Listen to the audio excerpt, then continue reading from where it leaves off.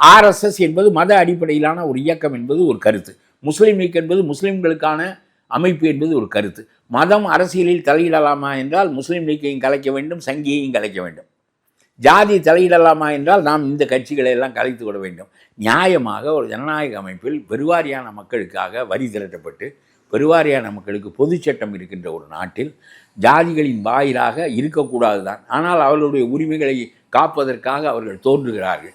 அது ஜனநாயகத்தில் ஏற்றுக்கொள்ளப்பட்டிருக்கிறது. நாம் என்ன செய்வது? நான் சங்கியாக இல்லை, அவ்வளோதானே நான் செய்ய முடியுமே தவிர, பொதுவாக எனக்கு நானும் இறை நம்பிக்கையுடையவன் தான். ஆனால் மதத்தை அடிப்படையாக வைத்து அரசியல் நடத்துவதில் எனக்கு உடன்பாடு இல்லை. அவரவர் முறையை அவரவர் கடைபிடிக்கட்டும். தமிழ்நாட்டு மக்களுடைய முறை வேளாங்கண்ணிக்கும் நாகர்கோயிலுக்கும் நாகூர் ஆண்டவர் கோயிலுக்கும் நம்முடைய மக்கள் செல்வது என்பது அவருடைய பெருந்தன்மையான பழக்கம், பல 100 ஆண்டுகளாக உள்ள பழக்கம். இணக்கமாக இருக்க வேண்டுமே தவிர, இந்த ஸ்டாலின் உனக்காக நான் ஊரடங்கு சட்டம் போட்டேன், உனக்கு ஆபத்து வரவில்லை வந்துவிடும் என்று போட்டேன் என்றெல்லாம் சொல்லி அவர்களுடைய வாக்குகள், அந்த 7-8% வாக்குகளை திரட்டுவதற்காக இந்த வேலையை செய்தால் பெருவாரியான மக்கள் உனக்கு எதிராக திரண்டால் என்ன செய்வாய்?